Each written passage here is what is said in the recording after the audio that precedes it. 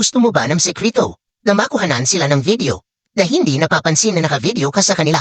Kung oo para sa iyo ang video na ito, ang gagawin mo lang ay puntahan ang Play Store. I-type mo dito ang CCTV Video Recorder Background at i-download ito. Pag na-download na, buksan ang application at pindutin ang Get Started. Pindutin ang While using this app. Dito mapupunta ka na sa dashboard ng application. Mayroon ka makikitang 4 na option.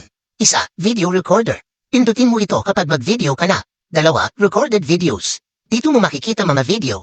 3. Pro App. Wag mo na pakialaman yan. Baka may bayad yan kung gusto mo ng Pro application. 4. Settings. Dito sa settings ikaw na bahala mag-set up ng settings kung ano gusto mo. Ako ganitong setup ang gusto ko sa settings ng application na ito. Para mag-lock ang cellphone mo habang naka-video, piliin mo ito. Kapag mag-video ka na pindutin mo lang ito.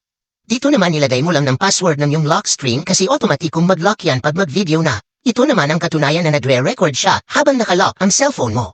Siyempre, kung nagustuhan mo ang video na ito, huwag mong kalimutan mag-follow at i-share mo na rin ang video na ito. Maraming salamat po.